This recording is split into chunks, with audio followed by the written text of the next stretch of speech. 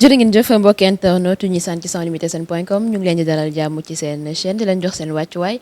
tey nag comme ngeen ko gisee ñu am mbégte jàkkaarloo ki nga xamante ne moom mooy Serigne Modou Bousso Dieng nekk responsable politique fële ca Touba en même temps aussi mu nekk njiitul union des groupes patriotique UGP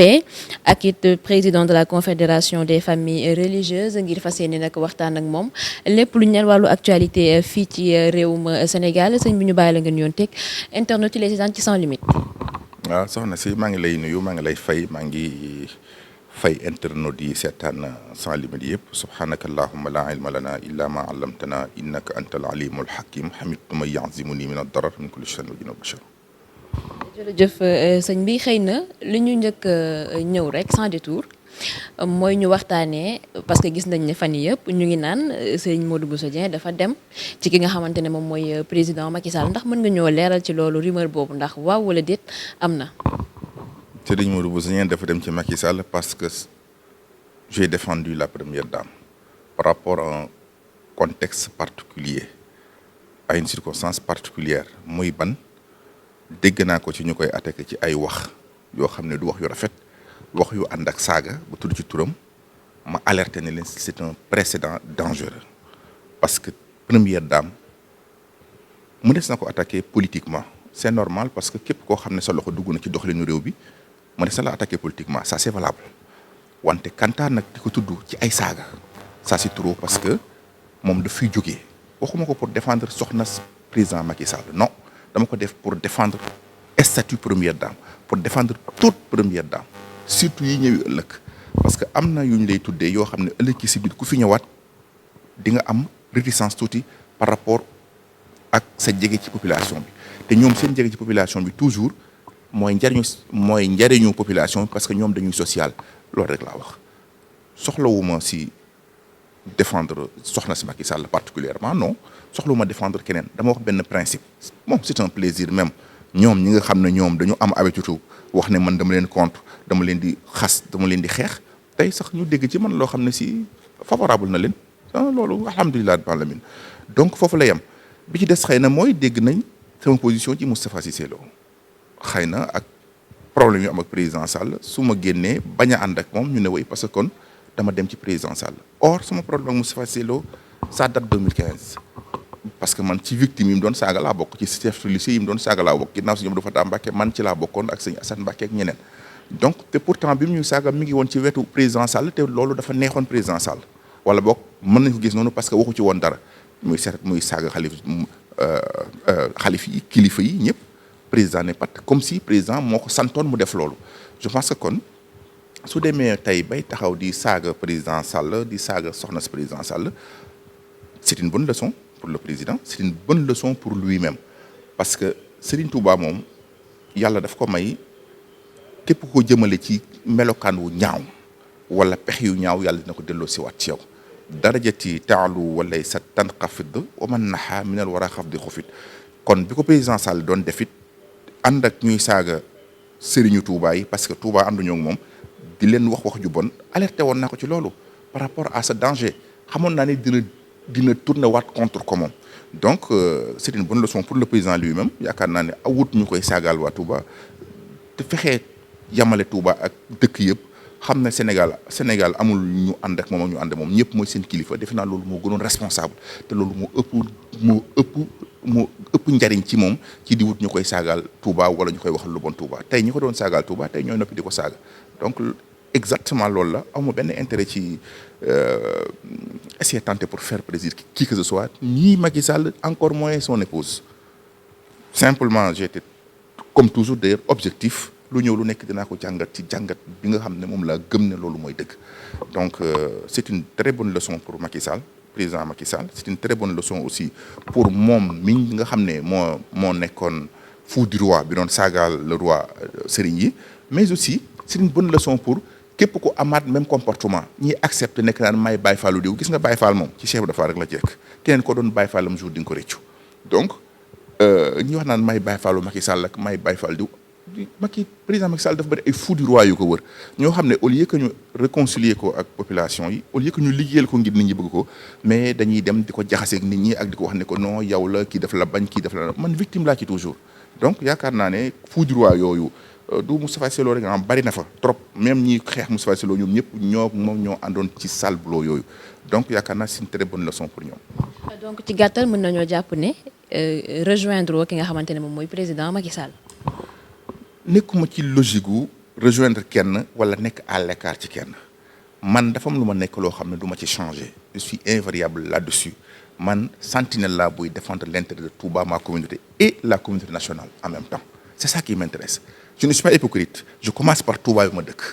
pas parce que Touba mooy dëkku diine wala déedéet Touba la dëkk c'est ma ville natale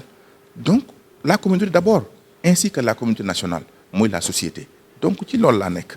aw ma ci xàmmewuma ci ay Macky Sall président Macky Sall personnellement ne m'intéresse pas ne m'a jamais intéressé d'ailleurs man nag awma daal lu ma contre ci président Macky Sall que je considère même un ami président Macky Sall ku baax la loolu laa ko xamal ku yaru la jàpp naa ne ku bëgg Sénégal la mais nag ku ànd ak ay médiocre la ku ànd ak ay fumiste la ku ànd ak nit ñu bon lañu mën na ñëw sax tey ne ko sëñ Modou Bousso ànd naa ak yow sëñ Modou Bousso ak yow a ànd way kii pare na pour nangam c'est pas vrai ku xam sëñ Modou Bousso xam ne man je suis invariable man benn position la am muy Touba et après le Sénégal je lutte pour ma communauté je lutte aussi pour la communauté nationale pour l'intérêt du Sénégal parce que ay Sénégalais lañu je n'ai absolument rien contre le président Sall yéene naa ko même mu réussir parce que bu réussiree je suis sénégalais ñun sénégalais ñoo ci tiré profil plus que lui-même nga xam ne moom presque mën nañu wax ne temps jàll na mais daal nekkuma ci di ko rejoindre wala ñàkk rejoindre nekkuma ci logique gu rejoindre yooyu man li ma nekk mooy défendre l'intérêt Touba je souhaite le président sa réconciliation avec Touba parce que y a problème parce que waa Touba mësul contre ab président jusqu'à ce que président Macky Sall la ñëw Touba nekk ville rebelle reste ville rebelle. mais contentieux boobu tey jii entre Macky Sall président Macky Sall ak Touba fan la jógee ak lan moo ko waral. ça dû au mauvais comportement du président le comportement de Macky Sall du président Sall que je respecte trop envers Touba ce n'est pas excellent c'est ça la vérité wax naa ko brièvement ci ni mu commencé ak ñoom la bi muy commencé nangu seen oto yi bi muy commencé nangu seen passeport yooyu yëpp sañ na ko parce que mooy président de la République te oto yi yëpp oto yu nguur lañu woon président sañoon na ko nangu mais nag ni ma ko defee sans communication nangu ko ci ay kilifa diine defin bi moo ñaaw ñenn ñu dab leen si pleine route wàcce leen jëf bu ñaaw boobu bu noppi mu ne tekk mel ni daf ko cautionné plus am ñu koy saagaal Touba mu leen di promouvoir voilà le problème bi ci gën a mag nag mooy le fait qu'il refuse de nommer quelqu'un à Touba par vengeance président du venger et puis kenn mënul venger ak Serigne Touba le combat de président Macky Sall contre Touba c'est le président qui sera perdant qui sera toujours perdant on ne peut jamais vaincre Serigne Touba jamais on ne peut pas vaincre aussi deuxième ville démographique Touba mooy le plus grand nombre à part Dakar même bu joxul Touba benn valeur religieuse aussi sous ses yeux mais au moins mu bàyyi xel grand nombre fa nekk à part Dakar Touba mooy le plus grand nombre du Sénégal à part Dakar Touba mooy la ville la plus importante économiquement président mën na nier loolu en continuant à fermer ses yeux parce qu'il ne gagne pas Touba du fi fal kenn loolu mooy ban genre de gouvernance Casamance loolu moo fa débuté woon problème bi donc je ne souhaite pas cela je souhaite qu'il y ait réconciliation entre président ak Touba aussi ña fa nekk bañ am esprit contre la personne du président contribuer pour que Sénégal jëm kanam parce que Touba est une partie du Sénégal loolu man c'est mon rôle loolu laa bëgg te loolu laa yéene président parce que soxorewuma ko dara président Macky Sall soxorewuma ko dara su ma sañoon mu réussir parfaitement mais nag Touba ma ko gënal de c'est ça que j'ai toujours dit entre Macky Sall président Macky Sall ak Touba je préfère Touba donc voilà. mais pour ñogal ñoom seen diggante ndax yow jot nga cee dox ay tànk. su ma ko ci defloo je veux bien si le président le veut laaj ma ko souhaité ko ma def ko gratuitement parce que su ma sañoon moom mu réussir non seulement qu'il est le président de la République du Sénégal mais je l'ai toujours considéré comme un ami j'ai toujours aussi bénéficié de soutien du président Macky Sall ce que les gens ne savent pas parfois dina ma booleeg nit mu indil ma parfois ki ma booleel du ñëw parce que escroquerie lay doon mais yooyu yëpp détail la man du lu may am moo may yëngal doxuma ci loolu mais je l'ai toujours considéré un ami parce qu'il me connaît avant qu'il ne soit président il me connaît trop bien donc bu ma sañoon moom suma xarit moom mu am ndam si lépp muy gagné Touba très largement mais par rapport à son comportement je préfère ma communauté su ma ci sollicité je ferai maximum possible pour réunir tout le monde derrière lui même bu ñu ko jàpp ñi ko bëgg a jàppale politiquement ñu jàppale ko politiquement ñi ko bëggul jàppale politiquement il reste ses compatriotes yu ko bëgg ñu bokk ñun ñëpp liggéey Sénégal parce que mën nañ bañ a bokk parti mën na bañ a bokk formation politique mais ñu jàppalante ci Sénégal bi ñu bokk ñun ñëpp mais su président toogee fee ne mooy président moom mooy lif ñëpp il est là sans Touba Touba presque bokkuñ ci Sénégal Touba aussi sa radicalité gëmuñu ko dul Serigne Touba ça n'ira nulle part loolu gënul ci Sénégal gënul ci Touba d'ailleurs mais aussi gënul ci président de la République mais président aussi daal une fois encore xam naa président Macky Sall c'est un homme bien très bien même je connais président Macky Sall je le connais plus que tout le monde c'est un homme bien mais il a des médiocres et des hypocrites yuy dem ak dikk yu ne ci diggante bi yoo xam ne ce sont des traîtres. il est mauvais maanaam entourage am moom moo baaxul. extrêmement mauvais mais récemment rek doon naa jot ñu jóge ci moom mais ces gens ne sont pas sérieux président Macky Sall man de je souhaite conflit mag Touba jeex dinaa ci def aussi lu ma mën maximum possible sans complexe sans réserve de manière objective pour l'intérêt de tout le Sénégal parce que Touba du Touba Mbacké rek Touba c'est partout mais tant que le président campe sur son point que man duma promouvoir kenn ku dëkk Touba parce que man Touba ñu naan ko non Touba falu nga sans Touba di ko escroquer joxal diw lii di ne ci diggante bi di ko nax sëñ moo dina ànd ak yow man ànduma ci loolu tey ànduma ci loolu ëllëg entre le président et Touba je préfère Touba kooku c'est invariable mais n'empêche que je le considère un ami toujours un ami qui le souhaite aussi tous les bonheurs et tous les succès du monde. dañuy appesantiru laata ñuy tëj pàcc boobu te mooy que wax nga ni sànq ci say argument ne soldat du peuple nga au-delà du fait que ni soldat Touba nga mais mën nañoo jàpp ne est-ce que tey jii nii ci volonté jàppale président Macky Sall tey jii nii mën nga koo accompagner ci yenn yu baax yi nga xamante ne nii mën na koo taxawal au-delà du fait que xëy na comportement am neexu la mais tey sañ nañu wax ni mën nga koo accompagner ci yenn liggéey yi nga xamante ne nii yow jàpp nga ne légitime na. lu ma ci soxla je suis disponible j'ai été d'ailleurs toujours disponible avec le président accueillir naa ko Touba accueillir naa ko partout jàppale naa ko dans les certaines circonstances en tant que président de la République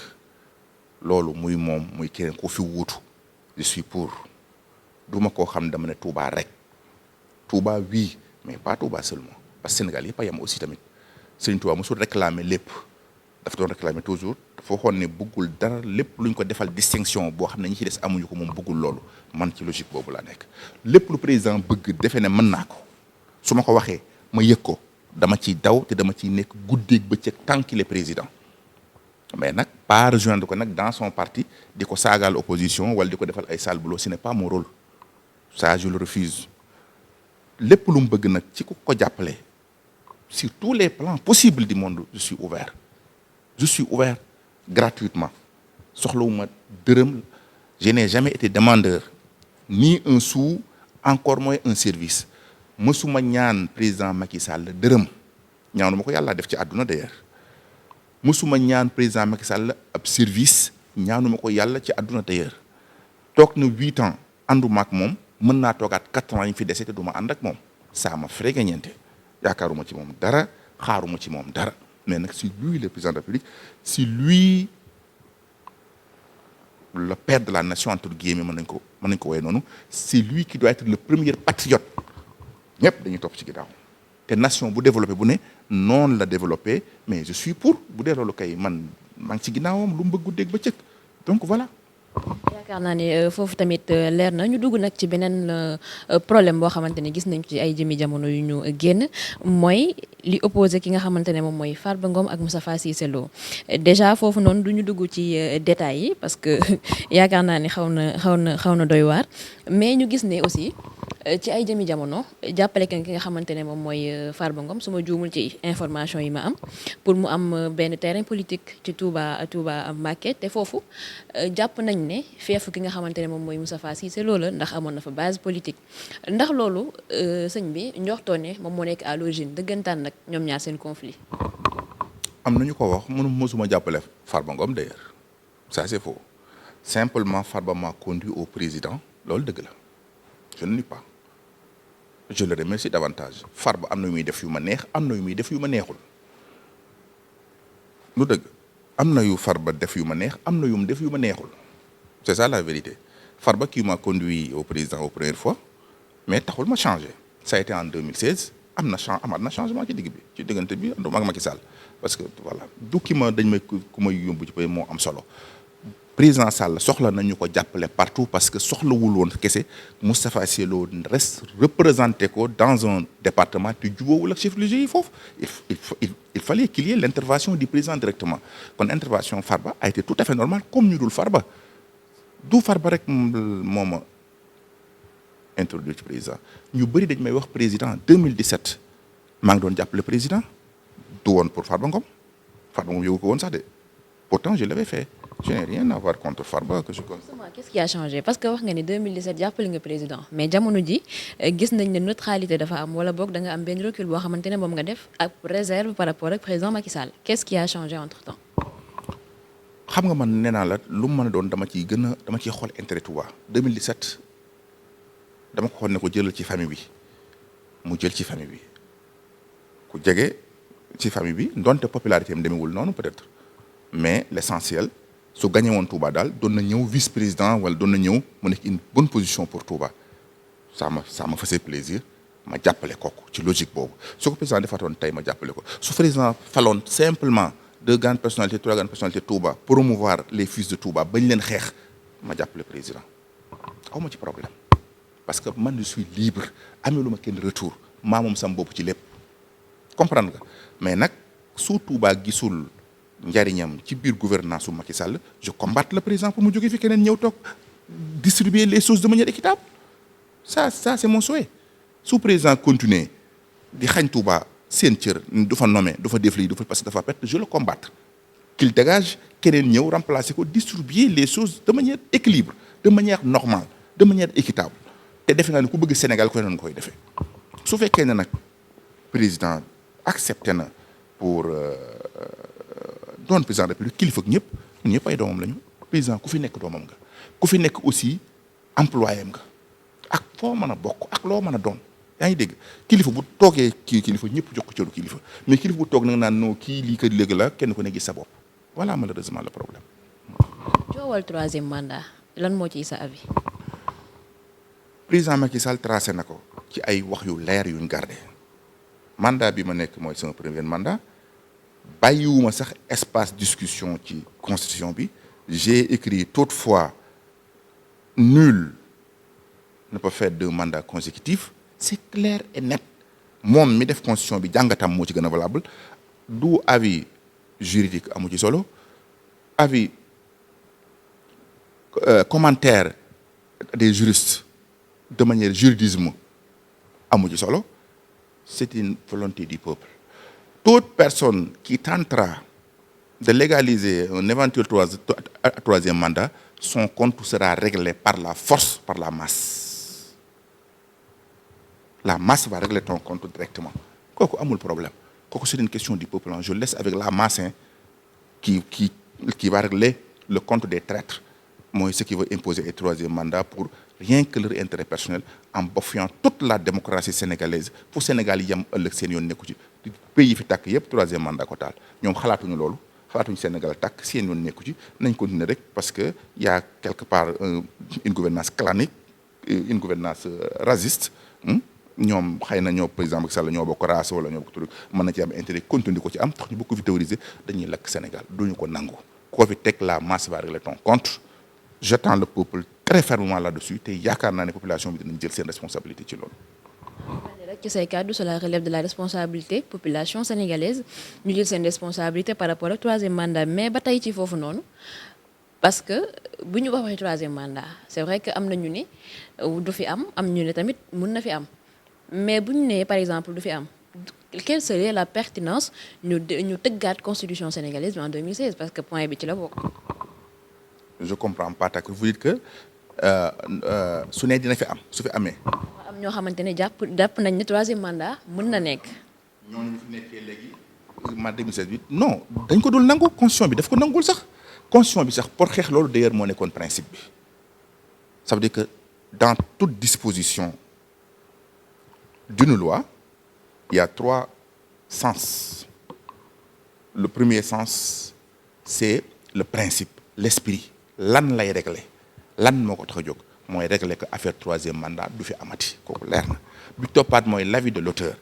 ki bind téere bi wala ki defar constitution bi lan la nu mu ko gisee lan la ci wax mu ne nii laa ko waxee mooy bii sama mandat la bi topp mooy ñaareel du ma def beneen leer na bi toppaat mooy disposition bi lan la tekki mooy nul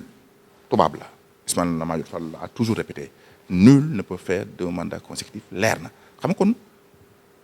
ça reste la volonté du peuple xam nga nag peuple bi nag bu ñu nee Macky Sall na fi def 10 mandats mën na fi def 20 mandats c'est la volonté du peuple. ñi nga xam ne ñoom ñooy soutenir troisième mandat pour Macky Sall jàpp nañ ne 2012 ba 2019 xam nga loolu 7 ans la ñoom jàpp nañ ne loolu compté wul donc du premier mandat bi. te pré ñooñu ñooñu dañuy liggéey contre Macky Sall wala Macky Sall lañ bëgg wax loolu amul lu dul dëgg wala naka parce que Macky Sall nee na compté na pourquoi ñoom ñu ne compté wul président Macky Sall nee na moom compté na wala seen wax moo ëpp solo waxi président de la République waxi ki defar constitution bi population bi xam na nu ñuy réglé loolu de gis nga bi fi couvre-feu bi lakkale ñu wax ñu têtu nangu ñoo changé le peuple l'a réglé à leur manière troisième mandat fii attendons on verra. ñu jàpp ne ci kàddu kër sëriñ bi rek troisième mandat mënu fee am ñu dugg nag ci benn actualité tamit boo xamante ne nii marqué na moment bi mooy rapport IGE yi nga xamante ne nii moom la ñu publier rapport IGE 2016 ba 2019 ñu toog nag lu diiru ko 5 ans rapport génnul déjà xam naa ni contenu bi moom buñ ci naree dugg dina métti ndax plus de 600 pages la mais bañ jébbalee rapport yi ki nga xamante ne moom mooy président Macky Sall réaction bi nga xamante ne nii moom la joxe te mooy rek na ku nekk xoolaat boppam individuellement ak collectivement maanaam ci nit ki ci boomu boppam ak ci booloo yow réaction président boobu noonu ndax doy na la. waxuma léegi troisième mandat du fi am. dama ne j'attends la réaction du peuple tout reste à la volonté populaire que j'attends gàcce la parce que en connaissant le président Macky Sall nit ku bëgg lu jub la mais dafa am benn nattu il est entouré par des très grands bandits des très très grands bandits de col blanc c'est eux qui ont galvaudé principes vertueux que le président a toujours théorisé. Bonne gouvernance sobriété vertueux bi Macky Sall doon mas di théoriser te it amoon 1000 chances pour ne ci malheureusement scandale sur scandale ñan ñoo ko def c'est plus proche rek ngay dégg moo la ñii ay bandits lañ ñii ku leen protéger ay bandits président avait dit que je ne protège personne mais il risque de ne pas pouvoir protéger ses plus proches parce que loolu réel politique la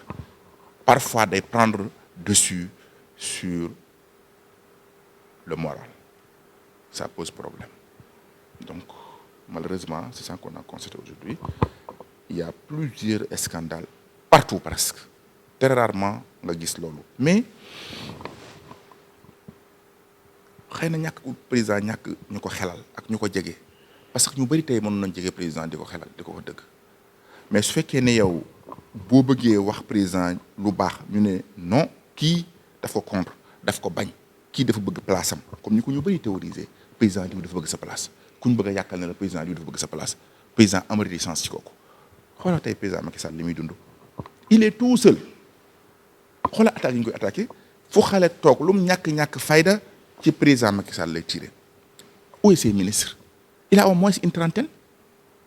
dégguma kenn ko défendre. am na Benno Bokk Yaakaar ñi président jox teraanga kenn gisaa nga dégg kenn benn showman génn wax ñaari baat gëmu ko duggaat ci biir mais personne ne tape sur la table pour défendre le président Macky Sall avec des arguments moo fi def lii moo fi def lii moo fi xeex lii moo fi xeex lale da ngay bàyyi rek dañ ko lâché rek avec la presse saa bu ñu xëyee président Macky Sall def na nii sàcc nañ fii xaalis bi rapport bi di moo ci sàcc nangam les cafards de tout le monde tire sur le président dem ba président même sax tudd ko sax boo ko tuddee sax nit ñi xalaat quelqu'un boo xam ne melul na mu war a mel tey su àndoon nag ñi mu war a àndal ànd ak ñu mën a défendre son action en réalité kon tey du demee nii kan la dese ana ñim jox teraanga ana cadre yi ana ñu ko wër ana ñim bokkal réew mi ana ñim bokkal gestion wu réew mi mais personne à part des rares individus saagante lañ fi nekkee diw baayam daa def lii diw baayam daa def lii diw baayam daa def lii joxe mauvaise image boo xam ne ñoom ñëpp boo leen xoolee da ngay bëgg a wàccu ñoo xam ne sénégalais yi nawloo wuñ ci kenn saagante rek waaye amul kenn ku fiy taxaw wax argument solide capable de défendre le président et pourtant le président il a une action solide quelque part certes il a des mauvais mais certes il a des bons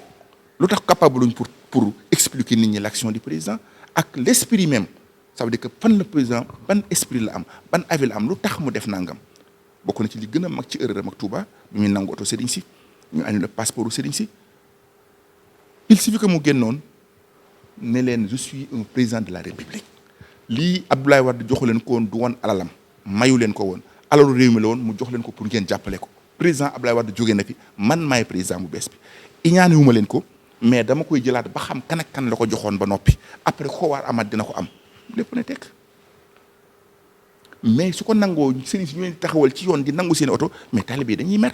te ñu gis bu subaa ñu jox ko fii benn soxna wala benn leneen mais manque d'explication boobu dafa créer nuage boobu dem ba créer nag problème ba nag malentendu dugg entre président Touba mais jàpp naa ne yéene président Touba lu rafet la parce que au-delà président Macky Sall Touba l'a toujours soutenu c'est une erreur même de le dire que Touba dañ la bañ parce que ceci ou cela bu fa dem bu leen def nii mais 67000 voix yi président Macky Sall am Touba 2019 bii te ma xeex ko lool pour bu mu ko fa am mu am fa 67000 voix moo ëpp lam am ci rakkam jee mu bokkal ndey ak baay 62000 voix contre 69000 voix de Touba il y a au moins 7000 voix d'écart kon ci fal président Macky Sall 2019 li ci Touba def rakkam jee ak responsable gi waaye yee defuñu ko fa kon xam nga koy dugal ci yaa ngi xeex Touba mais vraiment yaa ngi koy sacrifier kon au moins président su falee rakkam jee kenn wala leneen mais war a bàyyi xel noonu waa Touba ñu nit duñu ay rakkam de biologiquement mais ay doomam lañu en tant que fils du Sénégal donc voilà. ba tey ci mbiru président Macky Sall laata ñuy tëj te mooy que ni c'est vrai que ba muy falu dafa ne moom dafay prôner wala boog li muy def moom mooy une gestion sobre et vertueuse xëy na ci say kàddu wax nga ni xëy na sax moom looloo nekkoon bébétam mais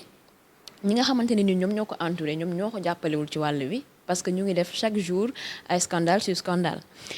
est-ce que tey jii nii il ne relève pas de la responsabilité du président Macky Sall tamit mu jël ay responsabilités am par rapport ak ñi nga xamante ne nii ñoom ñooy def yenn ñaawteef yi sanctionner leen contrairement à ce que par exemple ni muy def ni daf leen di yedd wala dara mais foofu est-ce que warul woon jël ay responsabilités am ci jëm boppam sanctionner ñi nga xamante ne nii defuñu lu jaar yoon. Sanctionner ku la jege il faut être très très très très solide pour le pouvoir faire du lu yomb mais su fekkee ne dañu war a sanctionner diw war ko tëj kaso nga ñëw ne ko non président bul tëj kii parce que moo gagné Matam parce que moo gagné Podor ñaata responsable yu mbokki président ci wàllu ethnie lañu tuuma ñu dëgg ci tànk parce que président ki yow lay jàppale. loolu ci sentiment lañ ko teg mais tey ji président de la république dafay war a nekkal askanu Sénégal. damay expliquer je voudrais citer les manquements donc emporté nañ ko lui même sax mu taxaw je pense que Matam la xaw ma ne fii moom sama fief la fii sama waa kër la fii sama fief la waa léegi ñu dëkk Touba ndeysaan te contre ko politiquement lool noonu duñ waa këram kilifa du waxee noonu xam nga dañ ko ci emporter rek mais daal li ma jàpp mooy président mooy suñu kilifa noonu ñëpp comme neex ak comme naqar loolu la yàlla dogal man su ma yàlla nanguloon président du fi nekk tey parce que j'ai voté contre lui donc ku fi nekk doo séddu Touba dama lay xeex nga jóge fii kuy séddu Touba ne fi du ma ko wax ndànk du ma ko nëbb du ma ko làq mais moom la yàlla bëgg mu teg fi comme ni ko sëñ Mountakha waxee moom ñaanam yëpp yàlla mooy Macky Sall gañe yàlla nangu na ñaanu sëñ Mountakha bàyyi sama bos alhamdulilah kon bu fi nekkee nag di waajuru ñëpp dafa war a yamale ñëpp te bàyyi xel xaalisu askan wi seen moyen yi tuut na trop te Sénégal métti na trop te baykat yi sonn nañ trop seen dërëm yooyu ñuy jël di contribuable ay nit di ko lekk di ko tuddoo parce que way ñi ngi lay jàppale politique tax doo leen def dara ça c'est extrêmement grave ça c'est extrêmement dangereux te j'ai peur que ñii ñu fi tudd xanaa président ne fi rek waaye saa bu fi président jógee dinañ wuy ci kooku moom muy tey muy demain ku xam continuité de l'État xam responsabilité ni muy doxee xam nga ni ñii danañ wuy ji te président mënul jeexal bu ñëpp yóbbu ci avion yóbbu ce n'est pas possible kon ñoom it ñu xam seen bopp xam ne nguur ku ne jaar na fi Senghor jaar na fi Diouf jaar na fi ana Wade ak waa këram Karim Wade ko gën a puissant ñi mu àndal dañ koy gën a puissant ana ñu tey donc ñaan ak Macky Sall aussi suba Macky Sall day dem dañu am ay responsabilité te dañuy wuy ji voilà. jërëjëf Serigne Modou Bousso Dieng nekk njiitu li nga xamante ne moom mooy union des groupes patriotiques UGP waxtaan wi am na solo xëy na rek ñu bàyyi la nga joxe say kàddu yu mujj. maa ngi leen di gërëm di leen sant Sans Limites moom sama site la dama koy suivre lu bari yeneen def aussi liggéey bu rafet soxna si yow tamit maa ngi lay gërëm di la sant di ñaan daal Sénégal ñun ñëpp ñoo ko bokk kenn amu fi pour contre kenn bu kenn gis ni kii dafa contre kenn na kenn ku ne gis na ne kii lu muy wax defar la ci jublu. na kenn ku ne aussi jéem a defar Sénégal buñ bàyyi président gën ñu bëgg Sénégal